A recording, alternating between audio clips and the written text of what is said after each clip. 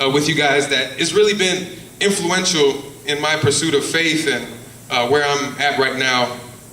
Partly, I love passages that are a little bit confusing, and that, you know, the passages that like people just kind of like skip over it.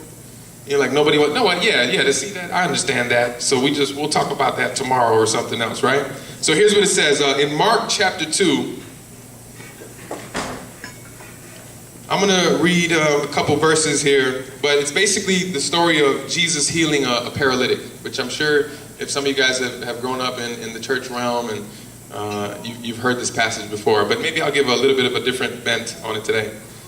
So here's what this passage says, Mark chapter 2. And when he returned to Capernaum after some days, it was reported that he was at home, talking about Jesus, of course, and many were gathered together so that there was no more room, not even at the door. And he was preaching the word to them, and they came, bringing to him a paralytic, carried by 4 men. And when they could not get near him because of the crowd, they removed the roof above him. And when they had made an opening, they let down the bed on which the paralytic lay. And when Jesus saw their faith, he said to the paralytic, "My son, your sins are forgiven." Now some of the scribes were sitting there, questioning in their hearts, "Why does this man speak like that?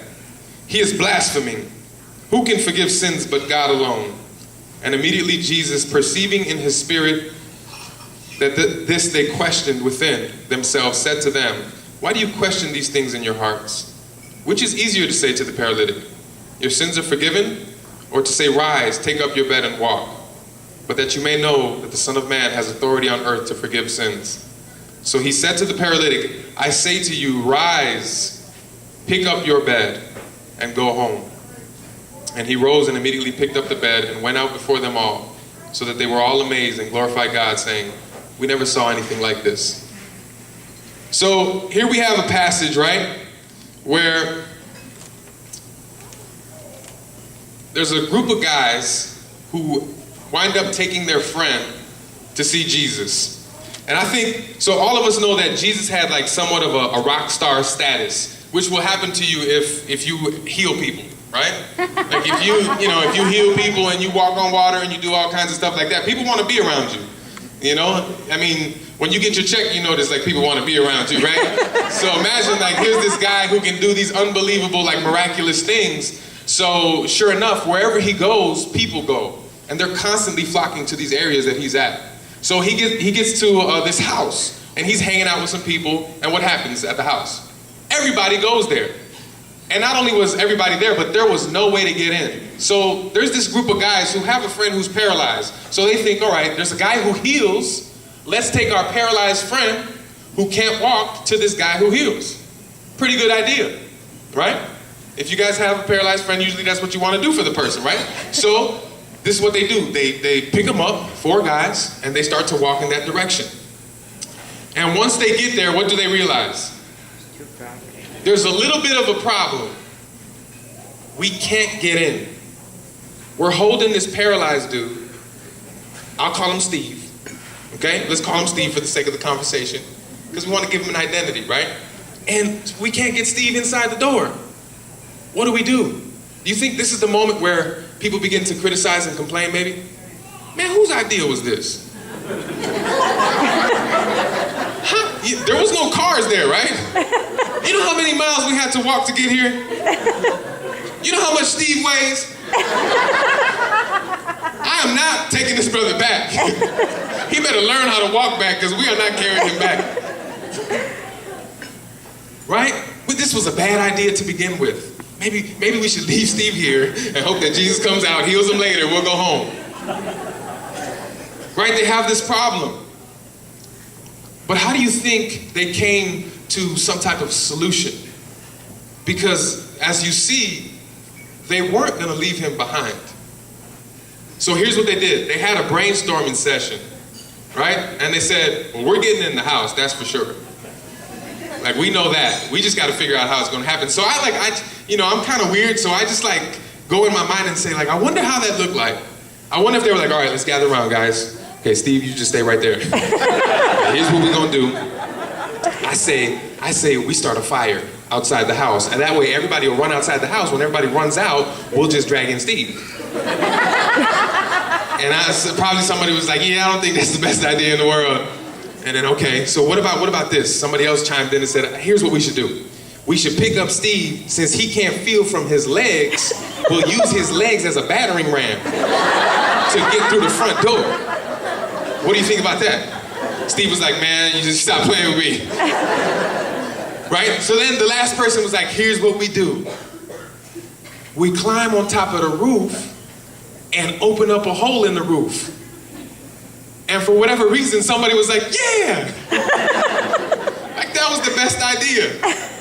So these 4 guys climb on somebody's house, begin to cut open a hole in a roof, take that piece out, and lower this guy down.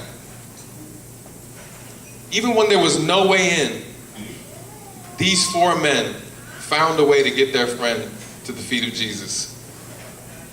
You know, it's unbelievable to me how sometimes all it takes to make a contribution is a heart and a spirit that will not give up. It's a mindset that you say to yourself, I will not turn back. I will be relentless. I refuse to give up on the people that I love most. You know, see, I think sometimes we like to spiritualize our laziness. See, because I hear people say this a lot, it's like, God closed the door. Well, when you think of this story, there was no open door. But yet these 4 men, I think, loved their friend so much and were so dedicated to getting their friend to Jesus that they said, just because there's no open door doesn't mean God does not want to move. And so how often are we unwilling to find another way in? And I think that's what we need to begin to do if we're going to make a contribution. If there are doors closed, then you know what? We need to find that roof. You know what we need to do? Maybe we need to run through a wall. Maybe we need to do whatever it takes to actually push forward the things that we already know God wants to make happen in the world. The only reason I'm here is because I think there's people like that, like Angie and Lillian, who are willing to do stuff like that. Because I know, the funding is over, right? There's no excuse for you guys to keep on going. But instead of giving up, instead of quitting, they found a roof. They found another way in. And I remember, I used to get locked out of the house all the time. Anybody get locked out of the house? Like, what do you do? Oh, well, I guess I don't live there anymore. Like, what? No! You find another way in. You know what I would do? I would climb. I would climb through a window. I'd find another way in. In Chicago, we did this event. I had a community of people in Chicago. We did this event called Traffic Jam. And so basically, it was our efforts to do something about human trafficking. If you guys don't know, there's a very substantial problem in the world with modern day slavery. And actually, there are more slaves now than back in the day during the transcontinental era. A lot of people don't know that. Slaves everywhere. People being sold left and right. And so we said, you know what, let's do something about it. So we put together an event to raise awareness and to raise funds. It was called Traffic Jam, so we were trying to play with words a little bit there. I don't know if you guys caught that. But we invited different artists to come in. I did a little talk.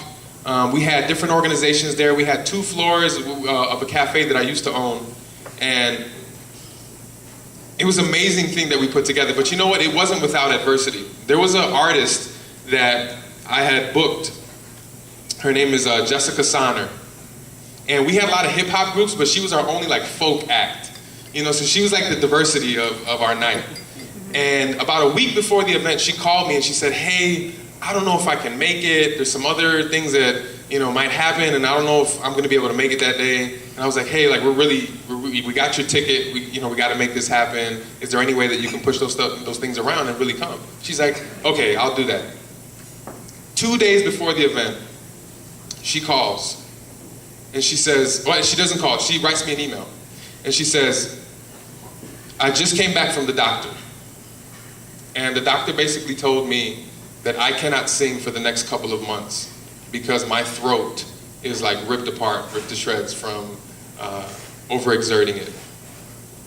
And so I'm sitting there, I'm